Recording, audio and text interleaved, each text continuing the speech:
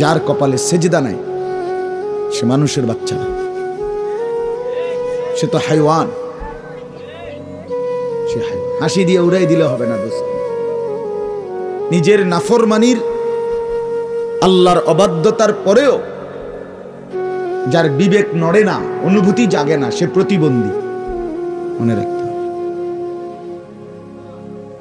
আলো আর অন্ধকার যে বোঝে না, পাক না ফাক যে বোঝে না, পেশাব আর ফানি যে বোঝে না আলাদা, সে তো প্রতিবন্ধী। সে তো প্রতিবন্ধী। এজন্য নিজের কর্তব্য যে চেনে না, নিজের ভালো মন্দ যে বোঝে না, আলো অন্ধকার যে বোঝে না, উচিত অনুচিত যে বোঝে না, করণীয় বর্জনীয় যে বোঝে না, সে সুস্থ না, স্বাভাবিক। আল্লাহ তাআলা কোরআনুল কারীমের মধ্যে বলছেন, আমি আল্লাহ তাআলা মানুষকে বানাইছি শুধু আমার ইবাদতের জন্য। অতএব শুধুই বানিয়েছি ইবাদতের জন্য। অতএব যেই মানুষটা সেজদা দেয় না, ইবাদত করে না, গোলামি করে না, সে মানুষ হওয়ার উপযুক্ত না। তাকে তো আমি বানাই নাই, বানাইছিলামই তো বন্দেগীর জন্য। অতএব যে উদ্দেশ্যে এই মাউথ বানানোই হয়েছে আপনাদের সামনে কথা পৌঁছাবার জন্য, এটা যদি আওয়াজই না দেয় তাহলে এটা মাইকও না, মাইকের জাতন। তাহলে যে মানুষকে আল্লাহ তাআলা বানাইছেন সেজদার জন্য, নামাজের জন্য, ইবাদতের জন্য, এটাই যদি তার দ্বারা যেই জন্য জিনিসটা বানানো হইল ওইটাই যদি ওইটার থেকে পাওয়া না যায়, তো এটা মানুষও না, মানুষের জাতন। কথা বুঝেন? এজন্য ছেলেরা মানুষের বেডি চাইয়া মোবাইল টিপ্পা আর এই চুল পিছনের দিকে ফিরাইয়া খুব চালাক মনে করে। চালাকের কিচ্ছু নাই, খারাইয়া মুতার মধ্যে চালাকের কিচ্ছু নেই, বরং এটা কুত্তার জিন্দিগি। আর কুত্তার জিন্দিগি কোনো ভদ্র মানুষের পরিচয় হইতে পারে না। যে প্রস্রাব করে পানি নেয় না, তার সরাসরি পেশাব করে যে ঢিলা কুলুপ পানি নেয় না, তার দৃষ্টান্ত হুবহু কুকুর। এটা কুত্তার স্বভাব, এটা জানোয়ারের স্বভাব। মানুষের কাতারে সে শোভা পায় না। তাকে মানুষের কাতারে দাঁড় করানো, মানুষের সমাজে দাঁড় করানো উচিত। তাকে জন্তু জানোয়ারদের সাথেই মেশানো উচিত, থাকার। এটাই বাস্তবতা। সুস্থ স্বাভাবিক মানুষ, এটার প্রমাণ কি আপনারা যে কেউ বুঝবেন। 6 মাসের কোলের বাচ্চাও পেশাব করিলে সে চিৎকার শুরু করে তার হাফ প্যান্ট বদলাবার জন্য। 1 বছরের বাচ্চা কোলের, সেও পেশাব করে চিল্লায় তার হাফ প্যান্ট বদলাইবার জন্য। এটাই স্বাভাবিকতা। এটা তার, তাহলে বোঝা গেল মানুষের সৃষ্টিগত স্বভাবজাত চাহিদা যে সে নাপাকি পছন্দ করে না, সে পেশাব কি করে না, পছন্দ করে। এটা নিয়ে সে 1 মিনিটও থাকতে চায় না এই হাফ প্যান্টটা নিয়ে। কিন্তু এটা কি অপদার্থ! 18 বছরের এত বড় দামরা একটা বার পেশাব করে পানি নেয় না, এই সমস্ত পেশাবের ফোঁটা তার এই প্যান্টের মধ্যে জমা, এই দুর্গন্ধ নিয়ে এই অপদার্থে ভাত খায়, এটা নিয়ে সে নাস্তা খায়, চা খায়, এটা নিয়ে সে বিভিন্ন রকমের জিনিসপত্র খায়। এই এখান থেকে এখানে নাক, প্যান্ট এখানে, নাক এখানে, এই কদ্দুর জায়গাতে এত কাছে থাকার পরেও যার নাকে মুতের গন্ধ লাগে না, তুমি ডাক্তার দেখানো উচিত। তুমি একজন ভালো মানসিক ডাক্তার দেখো, পাগলের ডাক্তার। জি ডাক্তার সাহেব, আমার এই অবস্থা হলো কেন? আমার নাকে কেন মুতের গন্ধ লাগে না? আমার সমস্যাটা কি? আমার সমস্যাটা কোথায়?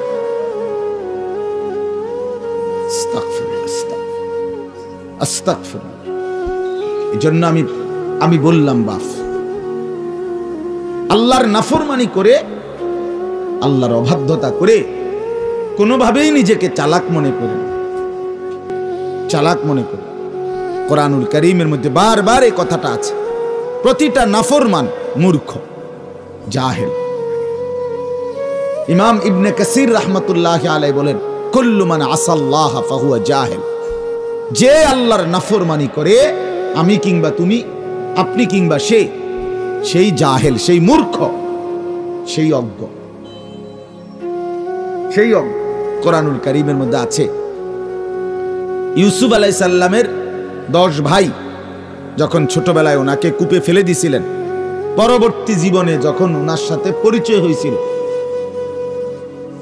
মিশরের খাদ্য কিনতে আসছিল অভাব এবং দুর্ভিক্ষের সময়, যখন ইউসুফ আলাইহিস সালাম ওনার 10 ভাইয়ের কাছে ওনার পরিচয় দিছিলেন, তখন এই পরিচয় দিতে গিয়ে কথাটা উনি এভাবে জিগাইছিলেন 10 ভাইকে, হাল আলিমতুম মা ফাআলতুম বিইউসুফা ওয়া আখিহি ইয আনতুম জাহিলুন। এইখানে আছে ইউসুফ আলাইহিস সালাম ওনার 10 ভাইকে বললেন, ভাইয়া এই যা তোমরা, মনে পড়ে তোমাদের যখন তোমরা জাহেল ছিলে, মূর্খ ছিলে, তখন তোমরা তোমাদের 10 ভাই মিলে তোমাদের ভাই ইউসুফ আর তার ছোট ভাই বিনিয়ামিন, এই 2 ভাইয়ের সাথে কি আচরণ করেছিলে যখন তোমরা মূর্খ ছিলে, মনে পড়ে? ক্বালু আইন্নাকা লা আনতা ইউসুফ। তখন 10 ভাই ভেবাচাকা খাইয়া গেছে, খাইয়েই বলতেছে, তাহলে কি তুমি আমাদের সেই ভাই ইউসুফ? ইউসুফ আলাইহিস সালাম বললেন, ক্বালা আনা ইউসুফ ওয়া হাদা আখি। হ্যাঁ, আমি ইউসুফ, আর এটাই আমার সেই ভাই, গত সফরে যারে আটকায় রাখছিল, এটাই আমার ছোট ভাই বিনিয়ামিন। কাদ মান্নাল্লাহু আলাইনা। ইউসুফ আলাইহিস সালাম 10 ভাইকে বললেন যে, ভাই শুনো, আল্লাহ আমাদের উপরে বারবার দয়া করেছেন, দয়াই করেছেন। তো এখানে আছে কি বাপ, যে যখন তোমরা মূর্খ ছিলে, তার মানে যখন তোমরা আল্লাহর নাফরমানি করেছ, এক অবুঝ বাচ্চাকে তার বাবার থেকে চিরতরে বিচ্ছিন্ন করার জন্য এক অবুঝ সন্তানকে যখন কূপে ফেলে দিয়েছিলে, এটা তোমাদের গুনাহ ছিল, অপরাধ ছিল, আর এই অপরাধটাই, এই গুনাহটাই তোমাদের মূর্খ, এটাই মূর্খ। এজন্য প্রত্যেকটা পাপ, প্রত্যেকটা গুনাহ, কসম খোদার, এটা অজ্ঞতা, মূর্খ। এজন্য যার গুনার পরিমাণ বেশি, তার অজ্ঞতার পরিমাণও বেশি, তার নাফরমানির পরিমাণও বেশি। কোরআনুল কারীমে ওই ইউসুফ নবীর ঘটনাতেই আছে, ইউসুফ আলাইহিস সালাম আল্লাহর কাছে দোয়া করছিলেন যে, আল্লাহ রব্বিস সিজনু আহাব্বু ইলাইয়া। মিশরের নারীরা আমাকে যেই মন্দ কাজের জন্য, জিনা ব্যভিচারের জন্য আমন্ত্রণ জানাচ্ছে, এই নাফরমানির মধ্যে লিপ্ত হওয়ার চাইতে জেলখানায় বন্দী থাকা আমার কাছে অনেক প্রিয়। তখন তিনি এরপরে বলছে, ওয়া ইল্লা তাসরিফ আন্নি কাইদাহুন্না। হে আল্লাহ, নারীদের সেই চক্রান্তের ফাঁদ আপনি যদি আমাকে রক্ষা না করেন, আসবু ইলাইহিন্না, আমি তাদের দিকে ঝুঁকে যাব। আপনি যদি আমারে দয়া না করেন, ওয়া আকুম মিনাল জাহিলিন, এই শব্দটা আবারও বলছি, আমি তখন মূর্খদের অন্তর্ভুক্ত হয়ে যাব, মূর্খদের, জাহেলদের। এখানেও তিনি বলছে, অর্থাৎ আমি তখন ব্যভিচারীদের অন্তর্ভুক্ত হয়ে যাব। তো এই ব্যভিচার এটা পাপ, এটা গুনাহ কিনা বলেন না কেন? তো এইটাকেই উনি বলছে, আমি মূর্খদের অন্তর্ভুক্ত হয়ে যাব, মানে গুনাহ মূর্খতা, নাফরমানি মূর্খতা। এজন্য বাপরা যারা আছেন, হ্যাঁ, আপনাদের ছেলেরা যারা নামাজ পড়ে না, আপনাদের ছেলেরা যারা মেয়ের পিছনে পিছনে হাঁটে, আপনাদের ছেলেরা যারা সারা দিন সারা রাত মোবাইলে নাচ গান আর উলঙ্গ ছবি দেখে, আপনাদের এই অপদার্থ মূর্খ সন্তান কিছুই পড়ছে না, কোনো কিছুই শিখে নাই, শিক্ষা বলতে কিছু অর্জন করে নাই। ওই বাংলা, অঙ্ক, ইংরেজি, পদার্থ জীববিজ্ঞানের যেই বইগুলো পড়ছে, এগুলো দুনিয়ার কিছু চাকরি, ব্যবসা, ভাত মাছ খাওয়ার জন্য, এগুলো এটি না ফইরেও বহু কোটি মানুষ প্রতিনিয়ত খাইতেও আছে, ভোগও করতে আছে। বুঝেন নাই? এটাই বাস্তবতা। এগুলো এমনিই অর্জন হয়। ভাত মাছ চাল ডাল ইট বালু সিমেন্ট, টাইলস বিল্ডিং, স্ত্রী ছেলে মেয়ে, বাজার সদাই, খাট পালং সোফা, ফার্নিচার, ক্ষমতা, পদ পদবি, নেতাগিরি, এই সব কিছু একটাও নাই এরকম। একবারে নেতা বলতেন যাই বলেন দুনিয়ার, এগুলো মূর্খ বকলম, নাম দস্তখত করতে জানে না, টিপসই দেয়, এরকম মূর্খ মানুষও অগণিত অর্জন করছে প্রতিনিয়ত আমাদের চোখের সামনে। আমাদের প্রত্যেকের জানা শোনার ভিতরে দুনিয়ার এমন অসংখ্য মানুষ আছে যাদের কোনো অক্ষর জ্ঞানও নাই, কিন্তু দুনিয়া ব্যাপক সম্পদের, অর্থবিত্তের, ক্ষমতার মালিক আছে না এমন? তাহলে তুমি আলগা কি পড়লা? তোমারে কি আশা দিয়া পড়াইলো এতটি বই? কিরে দোস্ত, এই ছেলেরা বলো না কেন, তোমারে কি জন্য পড়াইছে? তাহলে তোমারে যে বাংলা প্রথম পত্র, দ্বিতীয় পত্র, ইংরেজি ফার্স্ট পার্ট, সেকেন্ড পার্ট, তোমারে এতটি বই পড়াইলো কেন?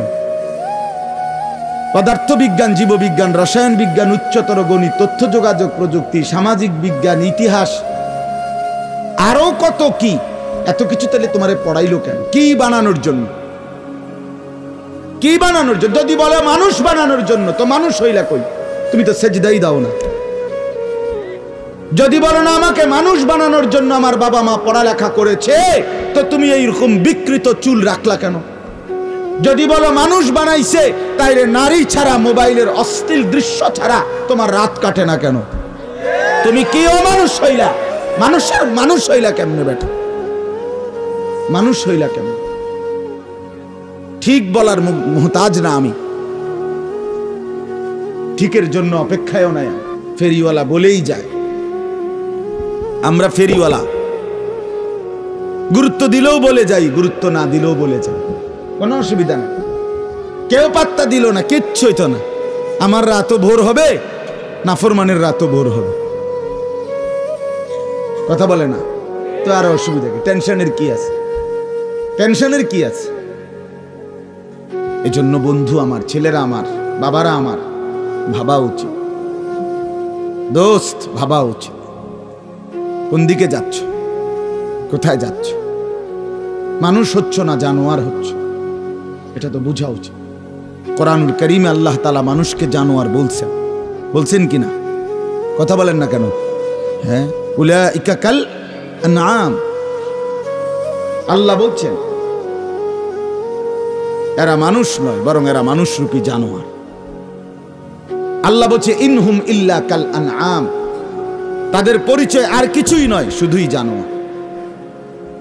কোরআনের আয়াত।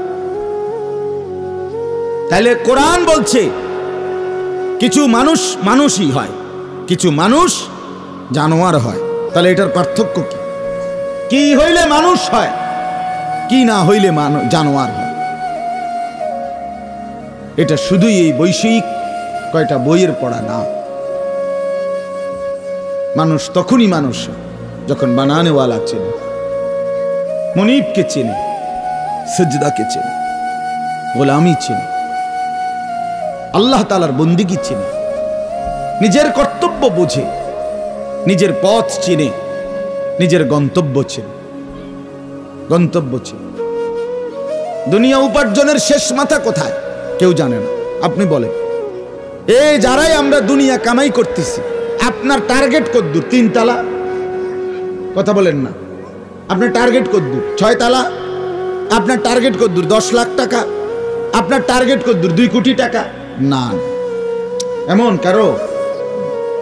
কিন্তু মুমিনের টার্গেট আছে আল্লাহর সন্তুষ্টি অর্জন, জান্নাত অর্জন, জাহান্নাম থেকে বাঁচা। গন্তব্যের মাথা আছে, মঞ্জিল আছে, জানা আছে। ইমানদার জানে কই পর্যন্ত যাইতে হবে, দুনিয়াদার জানে না কই পর্যন্ত গিয়ে থামবে। সে থামবে সেদিন খোদার কসম।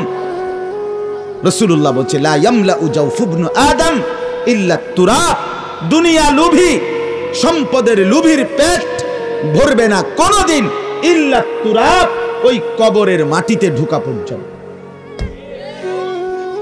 কবর থামাবে, কবরের আগে থামবে না, কবরের মাটি তাকে থামাবে। এজন্য দোস্ত এটা বুঝা উচিত। ছেলেরা বাপ একজন হলে একজনই বোঝে, দুইজন হইলে দুইজনই বোঝো। সবাই সমান তালে বুঝবেন, আমরা এটা মাথায় রেখেই কথা বলি। সবাই সমান তালে গুরুত্ব দিবে না, এটা হিসাব কইরেই বলি, এটা আমরাও বুঝি। কিন্তু একজনই গুরুত্ব দাও, একজন ছেলেই ভাবুক, একজন পুরুষই ভাবুক যে আমার জিন্দেগি কোথায়। কোরআনুল কারীমের মধ্যে আল্লাহ তাআলা বলছেন, এই কোরআন হুদাল লিন-নাস, মানুষের জন্য হেদায়েত। পৃথিবীর আর কোনো বই কোথাও নাই, কোন বাংলা, অঙ্ক, ইংরেজি, পদার্থ, জীববিজ্ঞান বইয়ে কথা নাই যে এটা মানুষের জীবন চলার পথ। না, এটা একটা বিষয়ভিত্তিক পড়া, ওইটা একটা বিষয়ভিত্তিক কি পড়া। কিন্তু কোরআন বলছে এটা বিষয়ভিত্তিক পড়া না, এটা গন্তব্য, এটা মঞ্জিল, এটা ঠিকানা, এটা জীবনের টার্গেট, এটা জীবন চলার রাস্তা, এটা আলো, এটা নূর, এটা বুশরা, এটা হেদায়েত, এটা রহমত, এটা সুসংবাদ, এটা অন্তর্দৃষ্টি সম্পন্ন জ্ঞান। আল্লাহ বলছে যালিকা হুদাল্লাহ ইয়াহদি বিহি মান ইয়াশা। রব্বুল আলামিন বলেন, এই কোরআনই হলো আমি আল্লাহর হেদায়েত। ইয়াহদি বিহি মান ইয়াশা, রব্বুল আলামিন বলেন আমি এই কোরআন দ্বারাই যাকে মন চায় ইচ্ছে করি হেদায়েত দিয়ে থাকি। তাইলে হেদায়েত, পথ, গন্তব্য, রাস্তা আল্লাহ তাআলা বলেন শুধুই কেবল বিহি মানে বিল কোরআন, কোরআন দ্বারাই দিয়ে থাকেন, কোরআন দ্বারাই দিয়ে থাকেন। এজন্য দোস্ত ছেলেরা প্রত্যেককে বলি, বাবারা, এটা একটা উপজেলার গুরুত্বপূর্ণ জায়গা। এখানের আশেপাশের ঘরে যেই মারা আছেন, বোনেরা আছেন, এখানে বসে শুনতেছেন অথবা বাহিরে শুনতেছেন, আপনারা প্রত্যেকেই শহুরে মানুষ, বিবেকবান, আপনারা নিজেদেরকে প্রত্যেকেই শিক্ষিত মনে করেন, করে থাকেন, ঠিক আছে জি। তো এই জন্য বলেন এটা আপনি আপনাকে বুঝেন, আপনি শিক্ষিত, আপনি মূর্খ না, নিজেকেও ভাবেন, মানুষও মনে করে উনি একজন শিক্ষিত লোক। তো এই শিক্ষিত লোকে যদি এই কথাটা না বুঝে যে শিক্ষার উদ্দেশ্য কি, শিক্ষার উদ্দেশ্য কি, দেহ, মন, আত্মার উৎকর্ষ সাধন, হ্যাঁ, বডি, মাইন্ড এন্ড সোল, এই তিন জিনিসের উৎকর্ষ সাধন, এটাই হলো জ্ঞান।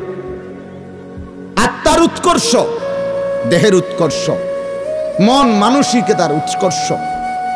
তো আমাদের সন্তানরা তো পরাজিত। মুসলমানের যেই বাচ্চাটা মুসলমানের ঘরে জন্ম নিয়ে নিজের ভোটার আইডি কার্ডে, পাসপোর্টে, জন্ম নিবন্ধন সনদে, সর্ব জায়গায় সে কিংবা তার অভিভাবক পিতামাতা নিজ হাতে লিখে দিল ধর্মের নাম ইসলাম, অথচ তার চেহারার আপাদ মস্তকের মধ্যে ইসলামের কোনো নমুনা নাই। তুমি কেমনে এই পরিচয় দিলে আর কেমনে এই লেবাস গ্রহণ করলে? এর চাইতে বড় প্রহসন, এর চাইতে বড় দ্বিমুখী আচরণ, এর চাইতে নির্লজ্জতা, মুনাফিকি আর কি হইতে? এর চাইতে বড় দ্বিমুখী। আমি নিজের হাতে লিখলাম আমার ধর্ম ইসলাম, অথচ আমার চুল বলে না আমি মুসলমান, অথচ আমার চেহারা বলে না আমি মুসলমান, আমার সারাদিনের চলাফেরা বলে না আমি মুসলমান, আমার এক ওয়াক্ত নামাজ পড়তে মন চায় না, পড়ি না, অথচ আমি পরিচয় দেই আমি মুসলমান। এর চাইতে বড় অসভ্যতা আর কি হইতে পারে? এর চাইতে নিকৃষ্ট মানসিকতা, দ্বিমুখী, এর চাইতে বড় নিফাকি, মুনাফিকি আর কি হইতে পারে? কি হইতে পারে বলেন? বলেন।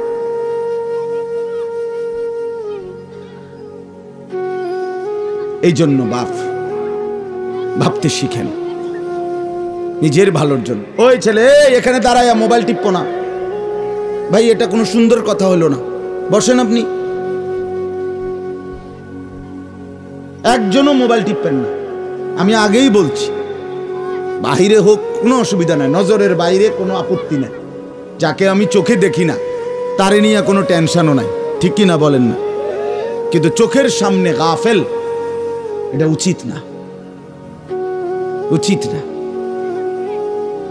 সোজা কথা, অনুভূতি জাগা দরকার দোস্ত, বিবেক জাগা দরকার। বলেন সারা দিনে মোবাইল টিপে জিন্দেগির কি অর্জন হচ্ছে?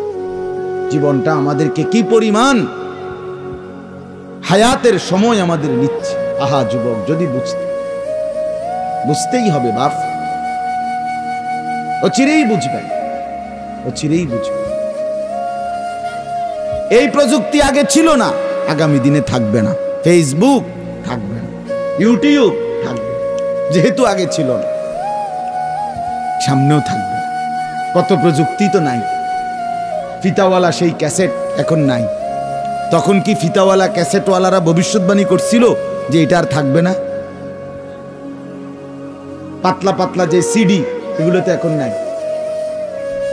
তখন কি ওই সিডিওয়ালারা ভবিষ্যৎবাণী করছিল যে এগুলো থাকবে না? এটাও থাকবে। ওয়াখলুকুকুম মা লা তা'লামুন, কুরআনুল কারীমে আছে। আল্লাহ তাআলা বলেন, ওয়াল খাইলা ওয়াল বিগালা ওয়াল হামিরা লিতারকাবুহা ওয়া জিনা। আমি আল্লাহ তাআলা গাধা, ঘোড়া, খচ্চর তোমাদের যানবাহনের জন্য দিয়েছি। মজার কথা হলো, এরপরে আল্লাহ বলছে, এরপরে আমি অচিরেই সামনে আরো অনেক কিছু বানাবো, সৃষ্টি করতে থাকবো যা তোমরা জানো না। মুফাসসিরিনে কেরাম বলে, এই কথাটাই প্রমাণ করে কোরআনের যে পৃথিবীর কোনো আধুনিকতাই এখানে শেষ হবে না, এর চাইতে আবার আগে বাড়বে, আরো সামনে যাবে। বুঝেন না কথাটা? আধুনিকতা এখানে শেষ, এখানে না, এখানে শেষ, বরঞ্চ ইসরাফিলের ফু পর্যন্ত উৎকর্ষ আধুনিকতা বাড়বে, আরো আসবে, আরো আসবে, আরো আসবে। আর কি হইতে পারে আপনি দেখবেন। আমার তো মনে আছে প্রথম যেদিন আমারে প্রথম 2-4 বার শুনাইছিল যে মোবাইলের মধ্যে ছবি দেখা যায়, বিদেশ থেকে কথা কইলে যিনি কথা কইতেছে, আমি হাসি দিয়ে ওরে দূর বেটা, বেউকুফ বেটা, কি কস না কস। কিন্তু পরে দেখলাম এটা একটা ডাইলবাত। এখন তো এটা কোলের বাচ্চাও বোঝে তার আব্বুর ছবি দেখা যাইতেছে বিদেশ থেকে, ঠিক কি না বলেন? এটা কি কেউ ভাবছিল তখন? ওয়াখলুকুকুম, আল্লাহ তাআলা বলেন, আমি তোমাদের জন্য সৃষ্টি করব, ও চিরেই করতে থাকবো। মজারের সিগা, যেটা ইস্তেমরার বুঝায়, ধারাবাহিকতা বুঝায়। মা লা তা'লামুন, যা তোমরা জানো না, আমি তৈরি করি। ওয়াল্লাহু ইয়ালামু ওয়া আনতুম লা তা'লামুন, আল্লাহ বলে আমি জানি, তোমরা জানো না। তোমরা জানো মানুষের কোনো আবিষ্কার, এটা মানুষের সত্তাগত আবিষ্কার নয়, বরং আল্লাহর ফয়সালা।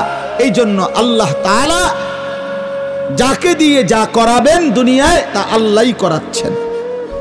কসম খোদার, এটাই সত্য। এই বন্ধু, বিশ্বাস করো, এটাই সত্য। এজন্য যে ট্রাক বানাইতে পারছে, সে মোবাইল বানাইতে পারবে না। বলে তুমি এত বড় ট্রাকের মতো একটা এত বড় যন্ত্র মেশিন বানাইছো, একটা গাড়ি বানাইতে পারলে তো এই ছোট্ট মোবাইলটা তুমি বানাইতে পারতা না? সে পারবে না। আল্লাহ তাআলার কুদরত এটা। কোরআনে আল্লাহ বলছেন, নাহনু কাসামনা বাইনাহুম মাঈশাতাহুম ফিল হায়াতিদ দুনিয়া। আল্লাহ বলে, এই দুনিয়ায় আমি রব্বুল আলামিন আমার বান্দাদের মধ্যে কর্ম আমি আল্লাহ নিজে বন্টন করে থাকি। এটা কোরআনের আয়াত। আল্লাহ বলছে আমি বন্টন করি, আমি বন্টন করি, নাইলে কেউর পক্ষে সম্ভব না। আল্লাহ এই প্রখর রৌদ্রের মধ্যে কেউ কাজ করে, প্রচন্ড আগুনের মধ্যে কেউ কাজ করে। সিমেন্ট ফ্যাক্টরিতে গিয়ে দেখেন, রড ফ্যাক্টরিতে গিয়ে দেখেন। আমি একবার চুন ফ্যাক্টরিতে গেছি, চুন বানায় যে, ওইখানে দেখছি ছাতক সিলেট, এই যে মানুষে পানের লগে চুন খায় যে, এডি আল্লাহু আকবার, আমার কাছে মনে হচ্ছে এটা একটা জাহান্নামের টুকরা। আগুন কাকে বলে? এত তীব্র প্রখর আগুন। ওইখানে মনে করেন ওই বিল্ডিংটা আমার এখান থেকেই মানে গরমের হাট লাগতেছে, আমি পারতেছি না আগাইতে। অথচ ওইখানে দাঁড়াইয়া দেখছি কর্মচারীরা বড় বড় লোহার আংটার মতো এগুলা দিয়া দিয়া পাথর এগুলো লাড়তেছে আরামসে, হেতে কথাও কয়, তিড়েও লাড়ে, মানে অথচ আগুনটা কি আগুন, জাহান্নামের আগুনের মতো, কিন্তু তার ধৈর্য কুলাইল কেমনি? আল্লাহ বলেন এটা আমি বন্টন করি, আমি এই দুনিয়ার কর্ম বন্টন করি, ফলে এই দুনিয়ার এই স্বাভাবিকতা ভারসাম্য টিকে আছে।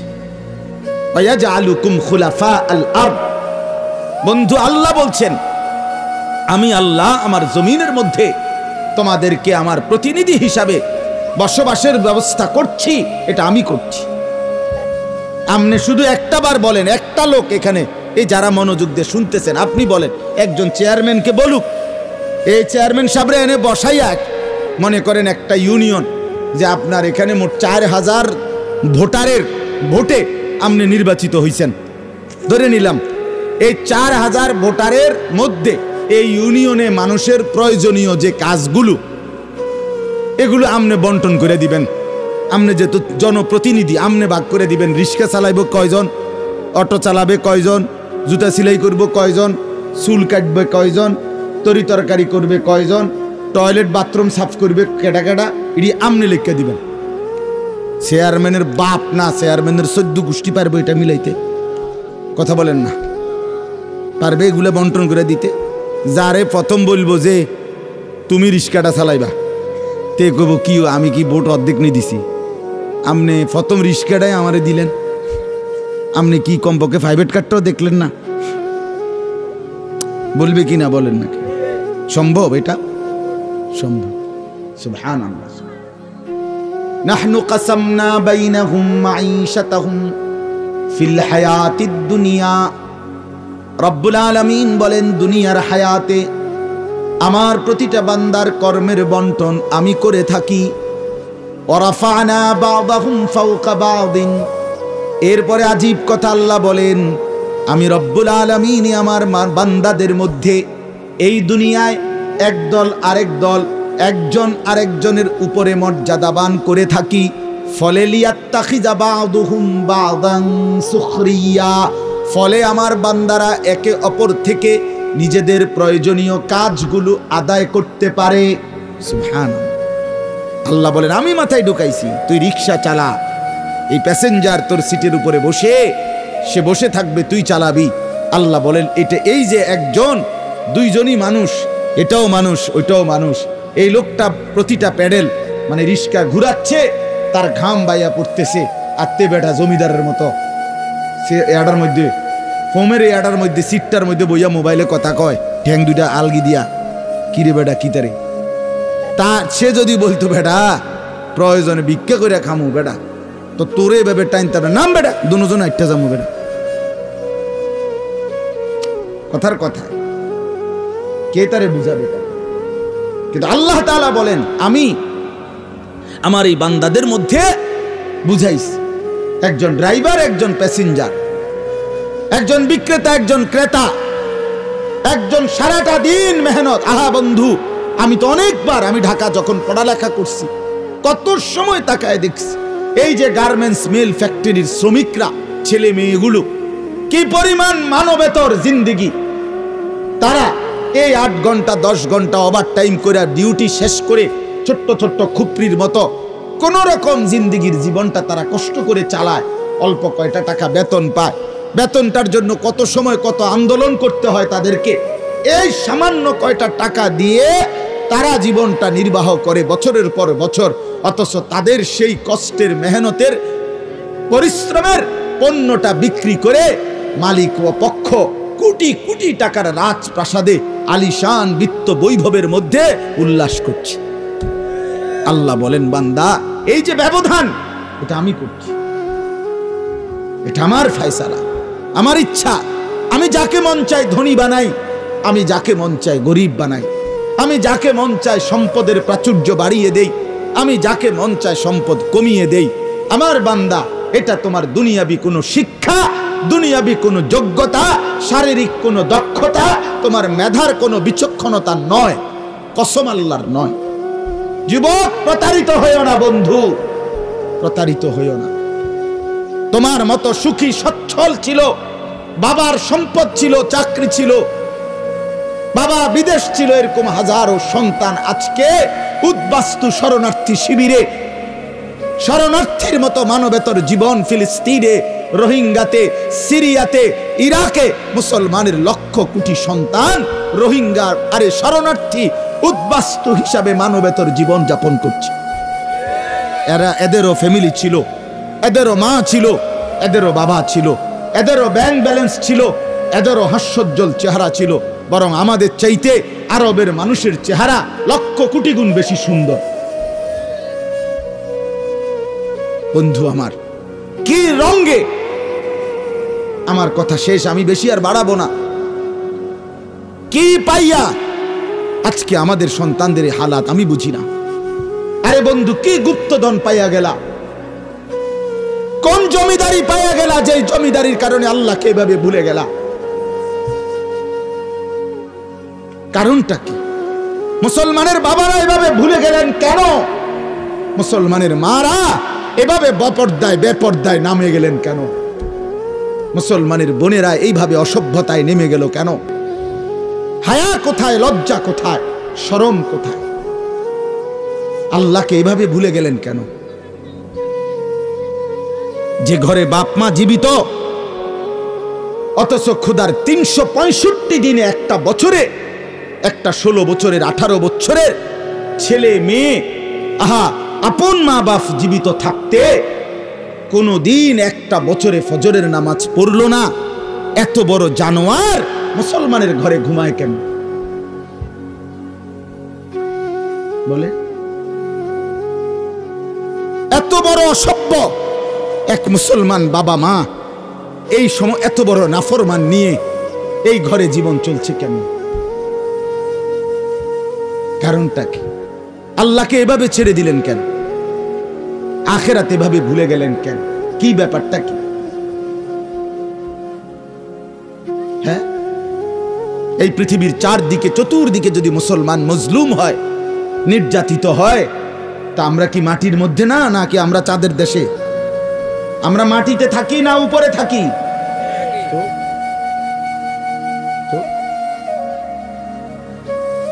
এই জন্য যুবক ভাই, নষ্ট হইও না বাপ, নষ্ট হইও না। এই বন্ধুর কথা মনে রাখো, আমরা মূর্খ না। আলহামদুলিল্লাহ, পড়ালেখা আমরাও করছি, জেনারেল লাইনেও পড়ালেখা করছি, মাদ্রাসার লাইনেও পড়ালেখা করছি। শতভাগ আস্থা নিয়েই বলতেছি, বুঝ নিয়েই বলতেছি। আমি কুমিল্লা ভিক্টোরিয়া কলেজ থেকে মাস্টার্স পাস করছি, আলহামদুলিল্লাহ। সরকারি আলিয়া মাদ্রাসা থেকে টাইটেল কামিল পাস করছি, কওমি মাদ্রাসা থেকে দাওরায়ে হাদিস পাস করছি। আজ বুঝেই কইতেছি, বুঝেই বলতেছি। ইংরেজিও পুরা পড়ছি, আরবিও পুরা পড়ছি। এই জন্য বিজ্ঞান সায়েন্স বিভাগ থেকে দাখিল পাস করছি, এসএসসি। আমি বন্ধু বুঝাইতে চাচ্ছি এই কথাটা, অহংকারের জন্য বা ফুটাঙ্গিরির জন্য না, এই বাস্তবতাটা বুঝানো। এই দুনিয়ার এই সবটা মিলাইয়া আজকে যে কয়জন অভিভাবক আছেন, অথবা যে কয়জন যুবক ভাই আছেন, দোস্ত, আমরা আল্লাহর সাথে বেশি বাড়াবাড়ি করছি। আমরা আল্লাহর সাথে বেশি তুচ্ছ অবজ্ঞা করছি। আমরা জানি না আমাদের শেষ পরিণতি কি। ওমা কাদারুল্লাহ হাক্কা কদরি, আল্লাহ বলছে, বান্দা তোমরা আমাকে যথোপযুক্ত কদর করলা না। আসসামাওয়াতু মাতউইয়াতুম বিয়ামিনি, আল্লাহ বলে, জানো বান্দা, আমি সেই আল্লাহ যে চাইলে এক সেকেন্ডে এই 7 আসমান একটা পলকের মধ্যে, মিনিটের ভিতরে গুটাইয়া আমি আমার কুদরতি হাতে নিয়ে আসতে পারি। তুমি কোন নেতার উপরে ভরসা করে অহংকারী করছো? কিসের? তোমার এই বিল্ডিং না, তোমার এই টাইলস, তোমার এই 5 তলার ফাইলিং, তোমার এই ইঞ্জিনিয়ারের নিশ্চয়তা, আপনার এই সয়েল টেস্ট রিপোর্ট, এটার উপরে ভরসা করে আপনি অহংকার করছেন না? স্বামী বিদেশ, এ কারণে মা বোন বাজারে ঘুরছেন না? বাস্তবাদের ছেলেরা, তোমাদের বাবা কিছু টাকা রোজগার করছে, এই কারণে জিন্দিগি এভাবে ফেলে দিলা। এক ওয়াক্ত নামাজ পড়তে মন চায় না, তাহলে আল্লাহ লাগবে না বন্ধু? না, মালিক লাগবে না? আল্লাহকে লাগবে না? তাই আজকে যারা এশার নামাজ পড়ো নাই, কেন পড়লা না? এই হাইওয়ান, পড়লা না কেন? এই হারামি, পড়লা না কেন? সারাদিনে এক ওয়াক্ত নামাজ পড়ো নাই যে। তোমার চাইতে নিকৃষ্ট মানুষ, নির্লজ্জ মানুষ আর কে হইতে পারে? মুসলমানের ঘরে জন্ম নিয়ে এক মুসলমান মায়ের পবিত্র দুধ এক টানা 2টা বছর খেয়ে এত নিকৃষ্ট মানুষ হয় কেমনে? এত নিকৃষ্ট মুসলমান হয় কেমনে? নিয়ে এত অসভ্য মুসলমানের রক্ত এত বেদামি হবে কেন? অনুভূতি এভাবে মরে যাবে কেন?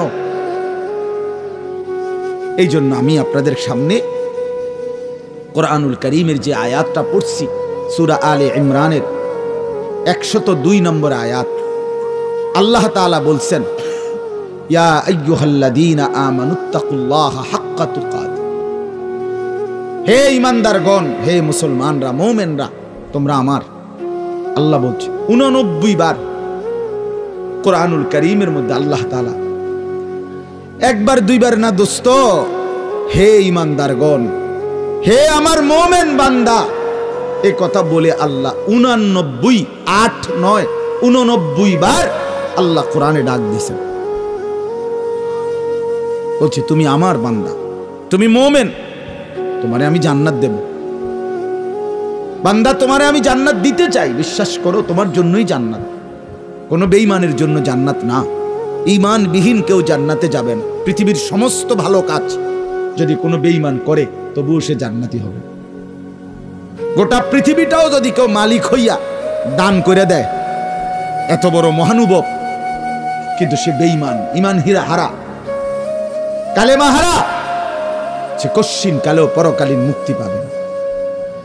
ঈমান এইসা সম্পদ, ঈমান এতনা দামি জিনিস, এতটা দামি সম্পদ।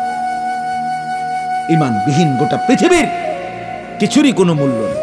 তো আল্লাহ বলে, সেই ঈমান আমি তোমাকে দিয়েছি বান্দা, আমি গ্রহণ করছি। ইয়া আইয়ুহাল্লাযীনা আমানু, হে ঈমানদারগণ, তার মানে তোমার এটা ফরমটা আমি নিছি, তোমারে ঈমানদার হিসাবে গ্রহণ করছি, তোমারে মুসলমান বলে নিলাম আমি, এজন্যই তো ডাক দিলাম। আমার বান্দা, ডাক তো তোমাকে দিলাম। হযরত হাসান বসরি রাহমাতুল্লাহ আলাইহি বিশ্ববিখ্যাত তাবেঈ ছিলেন, আলেম ছিলেন, শ্রেষ্ঠ বুজুর্গ ছিলেন হাসান বসরি রাহমাতুল্লাহ। আমরা তাফসিরে পড়ছি, উনি বলতেন, যখনই কোরআনের এই আয়াত ইয়া আইয়ুহাল্লাযীনা আমানু এটা শুনবে, তো প্রত্যেকটা মুমিনের উচিত সে কান খাড়া করে সাথে সাথে নড়ে চড়ে বসা, আর হৃদয়ের মধ্যে কথা আনা, আমার মুনিব আমাকে ডাকছেন, এখন হয়তো আমাকে কিছু করতে বলবেন অথবা কিছু নিষেধ ছাড়তে বলবেন, আর আমার উচিত মুনিবের ডাকেই সাড়া দেওয়া। তো আল্লাহ তাআলাও এখানে বলছেন, ইয়া আইয়ুহাল্লাযীনা আমানু, হে ঈমানদারগণ, ইত্তাকুল্লাহা হাক্কা তুকাতিহ, তুমি পূর্ণ হক আদায় করে সামর্থ্যের সবটা দিয়ে, নিজ যোগ্যতার সবটুকু দিয়ে, নিজ সামর্থ্যের সবটা দিয়ে হক আদায় করে তুমি আল্লাহকে ভয় করো, তাকওয়া অর্জন করো। আখিরাত খামখেয়ালি করো না, আল্লাহর হুকুম মানাটাকে খামখেয়ালি করো না, নয়সয় মনে করো না, জোরাতালি মনে করো না। হাক্কা তুকাতিহ, একেবারে হক আদায় করে আল্লাহকে ভয় করো। এই কথাটা যে আল্লাহ কোরআনে বন্ধু কতবার বলছে, বারবার বারবার বারবার। ইয়া আইয়ুহাল্লাযীনা আমানুত্তাকুল্লাহা ওয়া কুলু কাওলান সাদীদা, এই যে আল্লাহ বলছে, ইয়া আইয়ুহাল্লাযীনা আমানুত্তাকুল্লাহা ওয়া কুনু মা'আস সাদিকিন, এই যে আল্লাহ বলছে, ইয়া আইয়ুহাল্লাযীনা আমানুত্তাকুল্লাহা ওয়াল তানজুর নাফসুম মা কদ্দামাত লিগাদ ওয়াত্তাকুল্লাহ। এই যে আল্লাহ বলছে ইয়া আইয়ুহান নাসুত্তাকু রাব্বাকুম আল্লাযী খালাকাকুম মিন নাফসিন ওয়াহিদা। এই যে আল্লাহ বলছে ইয়া আইয়ুহান নাসুত্তাকু রাব্বাকুম ইন্না জালজালাতাস সাআতি শাইউন আযীম। এই যে আল্লাহ বলছেন বারবার বারবার বারবার আল্লাহ বলছে হে ঈমানদার মুমিন বান্দা আমার, তুমি অন্যদের মতো না, তুমি হিন্দু না, তুমি বৌদ্ধ না, তুমি ইহুদি না, তুমি খ্রিস্টান না, তুমি নাস্তিক না, তুমি মুরতাদ না, তুমি বেঈমান না, তুমি আমার মুমিন বান্দা, তুমি আমার ঈমানদার বান্দা। তুমি আর 10 জনের মতো না। ভাত আমি সবাইকে খাওয়াবো, সেজদার তৌফিক আমি সবাইকে দেব না। বউ বাচ্চা স্ত্রী সন্তান সংসার বাড়ি গাড়ি ক্ষমতা এটা তো আমি আল্লাহ বেঈমানকেও দিচ্ছি, বেশি দিচ্ছি। কিন্তু আল্লাহ বলেন মুমিন তোমাকে আমি জান্নাত দেব, জান্নাত জান্নাত দেব, জান্নাত দেব।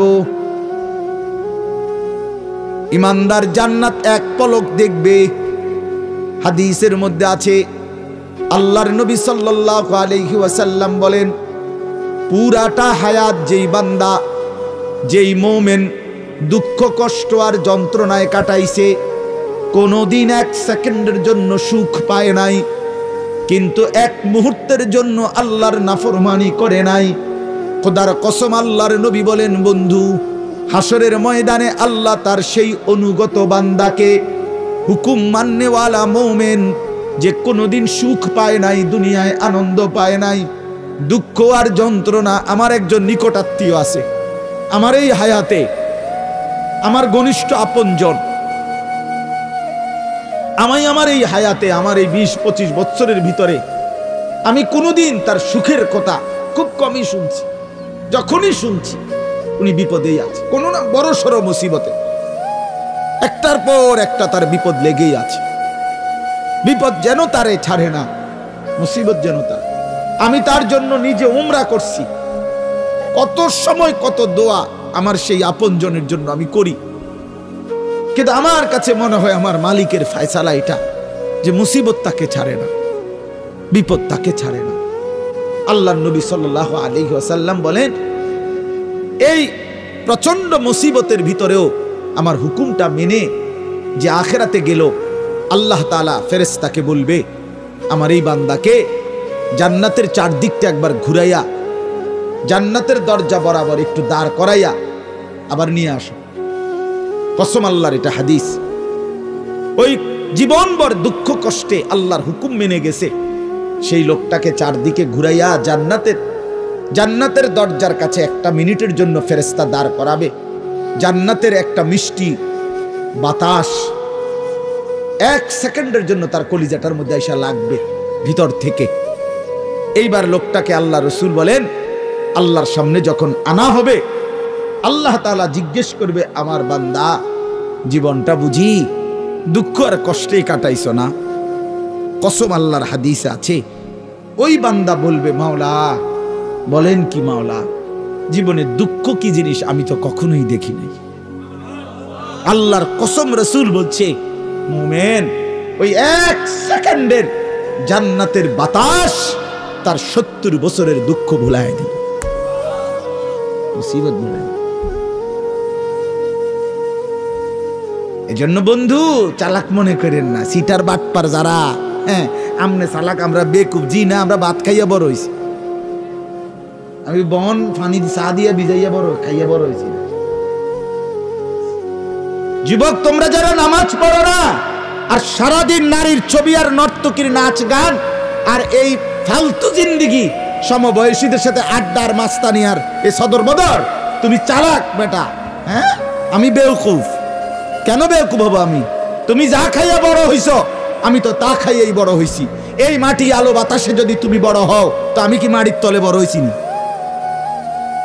বুঝবো না কেন? বুঝি না কেন? কি বেশি বুঝ জ্বালাইছো তুমি? আপনারা যারা সুদ খান, ঘুষ খান, হারাম খান, আপনাদের যাদের অবৈধ উপার্জন, আপনাদের যাদের স্ত্রী বেপর্দা, আপনাদের যাদের মেয়ে বেপর্দা, আপনাদের যাদের ঘরে রঙিন টেলিভিশনে নাচ গান নর্তকীর ছবি সারা বছরের পর বছর চলে, আপনারা মোটেই চালাক না, আপনারা বেওকুফ, আপনাদের ফ্যামিলিও বেওকুফ। মিয়া আহাম্মক মিয়া, আপনি ধরা খাইছেন মিয়া, হেরে গেছেন মিয়া, হেরে গেছেন, জীবনের কাছে হেরে গেছেন, আখিরাতের সামনে হেরে গেছেন, কবরের সামনে হেরে গেছেন। আপনি সামান্য দুনিয়ার লেগা, অথচ এই দুনিয়া নেককাররাও ভোগ করে কিনা বলেন না কেন? নামাজ পড়লে ভাঙ্গাস মাছের যে স্বাদ, বেনামাজিরও এই স্বাদ। বেনামাজি যেটারে টাইলস কয়, নামাজি এটারে টাইলস কয়, এতে কোনো মাটি কয় না। তাহলে আপনি আহামরি কি দুনিয়া ভোগ করলেন বলেন? কি জন্য আখিরাত ছেড়ে দিলেন? আল্লাহ আমাদেরকে বুঝার তৌফিক দান করে। অতএব বাপ, আমার কথা একটু শক্ত শক্ত, পরে মনে মনে কইবেন যে এরকম দুই একজন থাকে, হুজুরদের মধ্যে কিছু থাকে, কি করবে? কিছু শক্ত হুজুর থাকতেই পারে না, বেজাল্লা হুজুর ধরেন না। আমি এই কিছু তাকে আমি দিল জাগাইতে চাই, খোদার কসম দুশ্মনী নিয়ে বলি না। কি ভাই, কারোর সাথে কোনো দুশ্মনী ছিল কি? কোনো ঝগড়ার কারণে বলা হইতেছে? এটা কি মারামারি? কি জামা বইটা লাইছি আজ যে সুরেলাম তোরে বেটা ফাইছি, বাতিজার ফুট তোরে আজকে ফাইছি, মাইকো ফাইছি সুবিধা মতো আজকে কই না। ব্যাপারটা তো এটা না দোস্ত, আমার বাপ, আমার পর্দার আড়ালের মা বোন, আপনাকে জাগাইতে চাই। মা, কেন বেপর্দার জিন্দিগি? যে নারী তার ইজ্জতের কদর বোঝে না, যে নারী তার পর্দার কদর বোঝে না, যে নারী তার সতীত্বের সম্ভ্রমের কদর বোঝে না, খোদার কসম সে নারী না, সে কোনো মহিলা না, সে ভিন্ন কোনো পদার্থ হইতে পারে। রাসূলুল্লাহ সাল্লাল্লাহু আলাইহি ওয়াসাল্লাম, আমরা এটাই পড়ছি, নবী বলছেন নারী বলে তাকে আড়ালে থাকে যে, নিজেকে পর্দায় রাখে যে, নিজেকে আড়ালে রাখে যে, তাকেই বলে নারী। এজন্য যে বেপর্দা, বেহায়া, নির্লজ্জা, বেশরম, এটা কোনো নারী না, অন্য কোনো পদার্থ, অন্য কিছু। বলে তো কিতা, তো কিতা এটা হেবুডি ডাক্তার দেখ, ডাক্তারই তো এটা রিপোর্ট দিব, পরীক্ষা নিরীক্ষা করে চাইব কিতা এটা, আমি কিনলে পেতাম। রাসূল বলছে নারী বলে তাকে পর্দায় থাকে। আল্লাহ আমাদেরকে বুঝার তৌফিক দান করে। অতএব এটাই কথা আমার, রমজান সামনে, আমাদের জীবনের সুযোগ নিজেকে বদলানো, নিজেকে পরিবর্তন করার, জীবনটা গঠন করার। এজন্য আমি এই আয়াত পড়ছি। আল্লাহ বলছে, বান্দা সাধ্যের সবটুকু দিয়ে সর্বোচ্চ হক আদায় করে আমাকেই ভয় করো। আর আল্লাহকে ভয় করার অর্থ দুইটা, সমস্ত গুনাহ ছেড়ে দেওয়া, আল্লাহর সমস্ত হুকুম পালন করা। আল্লাহ আমাদেরকে তৌফিক দান করেন। ওয়ালা তামুতুন্না ইল্লা ওয়া আনতুম মুসলিমুন। এবং আল্লাহ তাআলা সাথে সাথে বললেন, বান্দা দুনিয়া, কথাটা খেয়াল করেন, এই শেষ কথাটা আল্লাহ বলছে, বান্দা আমি আবারও বলছি, বান্দা দেখো দুনিয়া কিন্তু পার হইবা, দুনিয়া অনুগত, অবাধ্য, ইমানদার, নাফরমান, আদেশ পালনকারী, অমান্যকারী, দুনিয়া কিন্তু প্রত্যেককেই আমি ভোগ করতে দেই। সুখ, স্বাচ্ছন্দ্য, আনন্দ, ফুর্তি, স্বস্তি, উল্লাস, হ্যাঁ, এই দুনিয়া উপভোগ, এটা কিন্তু আমি নাফরমানকেও দেই। বান্দা এটা আমার নিজাম, আমি দেব। কিন্তু বান্দা ওই কবর থেকে নিয়ে আখেরাত, পরকালে, সেখানে যদি সুখ মিলতে হয়, স্বস্তি মিলতে হয়, স্বাচ্ছন্দ্য মিলতে হয়, তৃপ্তি মিলতে হয়, উল্লাস পেতে হয়, আল্লাহ বলছে, বান্দা বিশ্বাস করো, আমি তোমার অনুরোধ করছি, বান্দা পূর্ণ মুসলমান না হয়ে, আমার অনুগত না হয়ে, আমার গোলামি না করে কবরে আইসো না, মৃত্যুবরণ কইরো না। এই সুখ ওইখানে মিলবে না, এই সুখ ওইখানে কি হবে না। এখানে আমি অনুগত, অবাধ্য, উভয়কেই দুনিয়া ভোগ করতে দেই, কিন্তু কবরে দেব না, আখিরাতে দেব না, হাসরের মাঠে দেব না। সেখানে শুধুই উইদ্দাত লিল মুত্তাকিন, জান্নাত বানানোই হয়েছে মুত্তাকিদের জন্য। আখিরাতের সুখ বানানোই হয়েছে আদাত্তু লিইবাদিয়াস সালিহিন, আল্লাহ বলছে আমার নেক বান্দাদের জন্য। অতএব আমার বক্তব্য এটাই, রমজানকে কদর করেন। রমজানটাকে সামনে নিয়ে প্রত্যেকটা নারী পুরুষ, ছেলেরা, নওজোয়ানরা, বাবারা গুনাহমুক্ত একটা জীবন গড়ার সিদ্ধান্ত নেন। চুরি, ডাকাতি, জিনা, বেবিচার, সুদ, ঘুষ, মদ, জুয়া, বেহায়া, বেপর্দার জিন্দিগি থামায় দেন। যুবক থেমে যাও, বাপ থামো ভাইয়া, অনুরোধ করছি। এক ভাই বললাম থেমে যাও, অসভ্যতার এই জিন্দিগি ছাড়ো, বেনামাজির এই জিন্দিগি ছাড়ো, সারাদিন নারী নিয়ে আর মোবাইল নিয়ে পড়ে থাকা এই জিন্দিগি ছাড়ো। মা বোনরা, আপনারা যারা খোদার 11টা মাস বাজারে বাজারে ঘুরছেন, মার্কেটে গেছেন, কতবার গেছেন, ও মা বোন, আল্লাহর দোহাই, এক ভাই বললাম কমপক্ষে রমজানটাকে কদর করেন, একটা মাসকে সম্মান করেন আল্লাহর দিকে চাইয়া। রমজানটাকে বাজারে মার্কেটে এই জুতা, শাড়ি, গহনা, এই ফালতু জিনিসের জন্য খোদার এত বড় রমজানকে কোরবান করে দিয়েন, নষ্ট করে দিয়েন, বরবাদ করে দিয়েন না মা বোন। এটা অনেক বড় সীমা লঙ্ঘন, অনেক বড় সীমা লঙ্ঘন। আল্লাহ তাআলা বলছেন, বান্দা আমি এত বেশি সুযোগ দিছিলাম রমজানে, রহমত, মাগফিরাত, নাজাতে, কোনো মূল্যায়ন করলা না। এজন্য রমজানের লাস্টে জিব্রাইল পাঠাইয়া নবীজিকে আল্লাহ জানায় দিছে, জিব্রাইল গাও বলে আসো আমার বন্ধুকে, যে বন্ধু আপনার যেই উম্মত এত বড় রমজান পেয়েও কদর করে নাই, গুনাহ মাফ করায় নাই, তার উপরে আমি আল্লাহর লানত। জিব্রাইল আয়েশা বলছে, নবী আমি জিব্রাইলেরও লানত। নবীজি বলছে আমিন। জিব্রাইল আমি মুহাম্মদেরও লানত। তোর উরফে আল্লাহরও গজব, তোর উরফে ফেরেশতাদেরও লানত, তোর উপরে রাসূলুল্লাহরও লানত, অভিশাপ, অভিশাপ। এজন্য ইয়া বাগিয়াল খাইরে আকবিল, ইয়া বাগিয়াশ শাররে আকসির, এই শেষ কথা। নবী সাল্লাল্লাহু আলাইহি সাল্লাম বলে, রমজানের রাতে প্রত্যেক দিন, সারা দিন রমজানে ফেরেশতা ডাকে, হে নেক কাজের আগ্রহীরা এগিয়ে আসো, হে গুনাহের কাজের আগ্রহীরা এবার তো থামো, এটা থামো, এটা রমজান, এটা রমজান। যুবক এটা রমজান, মোবাইলটা আর খুললো না, নারীর ছবি আর দেখো না, বেনামাজি জিন্দিগি আর রাখো না। আমরা প্রত্যেকে নিয়ত করি ইনশাআল্লাহ, সবাই হিম্মত করি ইনশাআল্লাহ, বলেন ইনশাআল্লাহ। আল্লাহ তাআলা তৌফিক দান করে। আমার বাপ, আর 5টা মিনিট আমার একটু কথা আপনাদের কাছে আমার মেহেরবানি করে অনুরোধ। আমি ব্যক্তিগতভাবে খুব লম্বা সময় বলতে পারবো না, কিন্তু আপনাদের কাছে আমার অনুরোধ, এই দেবিদ্দার দারুল উলুম মাদ্রাসা অনেক প্রাচীন, হযরত মাওলানা আবু তাহের সাহেব, উনি আমাদের অনেক মুরব্বী, অনেক মুরব্বী, অনেক মুরব্বী। মূলত ওনার সম্মান জানাইতে গিয়েই আলহামদুলিল্লাহ আমি চেষ্টা করি এই মাহফিলটাতে আসতে। ওনার ছেলে বশির, সে আমারে অনেক মহব্বত করে, অনেক মহব্বত করে, অনেক মহব্বত। এই জন্য সব মিলায়া আন্তরিকতার কারণেই চেষ্টা করছি আসতে। আপনাদের কাছে অনুরোধ, এই মাদ্রাসাটা সবচেয়ে প্রাচীন দেবিদ্বারের পুরাতন মাদ্রাসাগুলোর মধ্যে এটা একটা। আমাদের মাসিকারা মাদ্রাসা, আমাদের রামপুর মাদ্রাসা, এগুলো যেরকম প্রাচীন মাদ্রাসা, এটাও আলহামদুলিল্লাহ অনেক প্রাচীন একটা মাদ্রাসা। একটা মাদ্রাসার অনেক জরুরত, অনেক প্রয়োজন। মাদ্রাসার নতুন ভবন, মাদ্রাসার সার্বিক ব্যবস্থাপনা, একটা মাহফিলের ইন্তেজাম, মাদ্রাসার সমস্ত খরচ সব মিলায়া অনেকগুলো টাকাই সবসময় সারা বছর প্রয়োজন হয়। আপনাদের কিছুটা ভালোবাসা, সহযোগিতা, আন্তরিকতা, একটু দান, একটু সহযোগিতায় আপনি খুব ক্ষতিগ্রস্ত হবেন না, কিন্তু মাদ্রাসা লাভবান হবে, আপনার আখিরাতও লাভবান হবে।